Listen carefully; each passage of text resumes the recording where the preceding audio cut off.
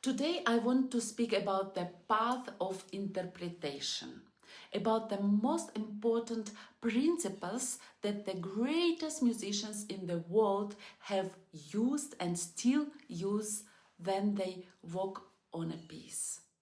From the first moment you open unfamiliar sheet music to the moment you hear applause in the concert hall.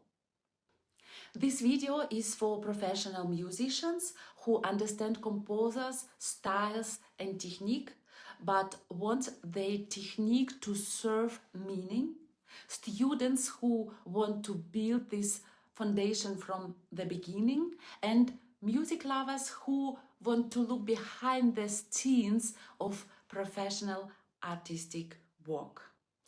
This is not about playing faster, this is not about playing louder. This is about transformation. Let's begin. Principle 1, stop listening, start thinking. When you first take new sheet music into your hands, maybe you have already heard this piece before.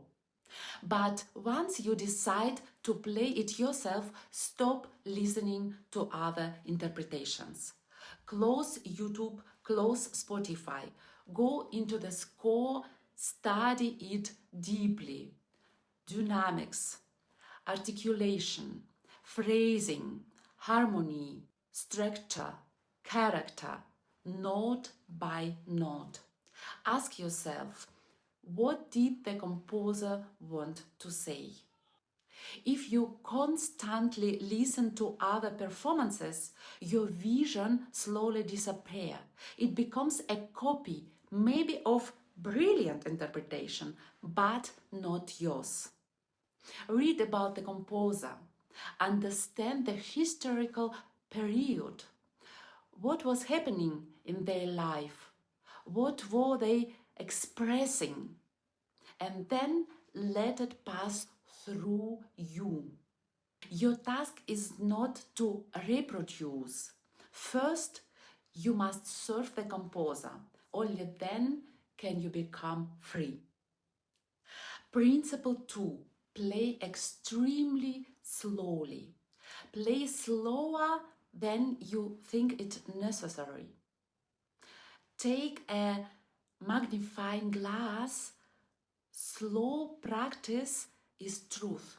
Sometimes I spend hours on a single phrase, working on the transition between two notes so that they truly become one musical thought.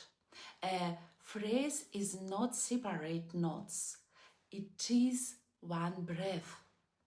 And here's something extremely important. Every begin, every upbeat, every first note must go together with breath and movement. Breath and movement are one. If your body does not breathe with the phrase, if there is no physical impulse, the music will never come alive. The beginning of a piece is never only a sound.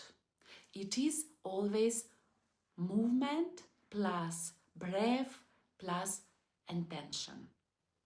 Slow practice reveals hidden tension, imbalance, unclear direction, technically dissonancy. And very important, never practice like an exercise. Even in the slowest tempo, play musically. Where does the phrase begin? Where is it going? Where does it resolve? Principle 3. Develop your inner ear. Before you can play beautifully, you must hear beautifully. You must imagine internally how it should sound. Then learn to compare. How does it actually sound? Recording yourself is one of the most powerful tools. I still remember my first serious solo recording with the radio and television orchestra in St. Petersburg, Saint-Saëns Introduction and Rondo Capricciosa. What I had on the recording was completely different from what I believed I was playing. It was painful, but it was one of the best schools of my life. I still record myself regularly. Another powerful way to train your ear is to work with the great masters. There was an important period when I worked with a conductor, Algirdas Paulavičius, who also conducted in the Mariinsky Theatre. I was preparing Gershwin's Porgy and Bess for a competition. Because of his deep understanding of jazz, he completely destroyed my concept, and I am grateful. Through him, I had jazz in a way I had never imagined. Phrasing, accents, freedom, elasticity, character. Your inner ear must be refined like the taste of a true gourmet. You will never play better than you are able to hear inside yourself. So cultivate it with patience and precision. Principle 4, hurry slowly. The faster the tempo, the calmer you must be inside. Virtuosity is not tension. Virtuosity is controlled freedom. Practice fast passages slowly, but always musically. Never mechanically. Work in small sections. Do not play the entire piece again and again from beginning to end.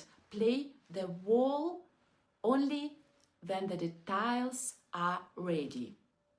General rule in fast tempos: stay contained. In slow movements, give space, breathe, and direction.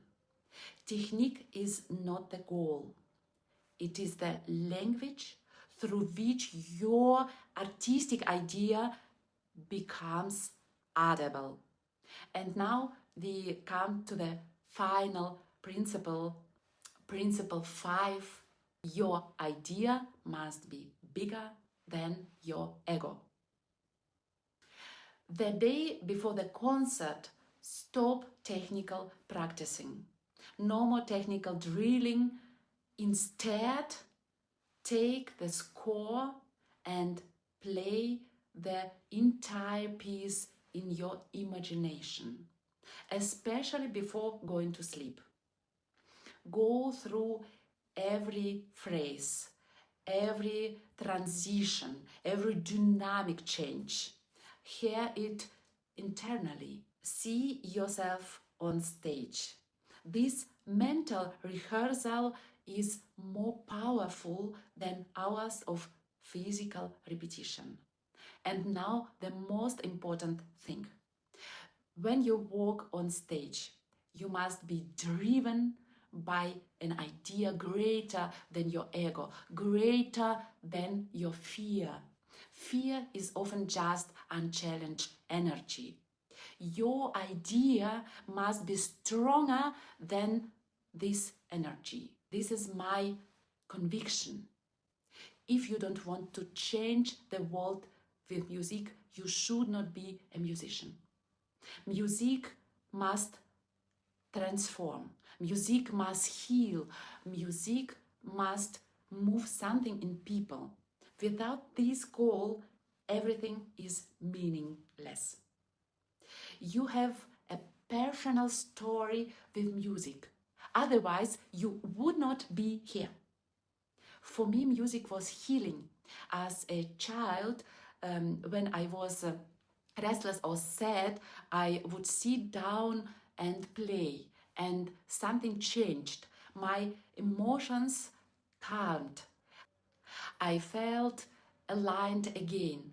I could continue living freely and joyfully. Since then, my mission has been clear: to touch people's souls through music, to open this world for them. And you? Why do you play?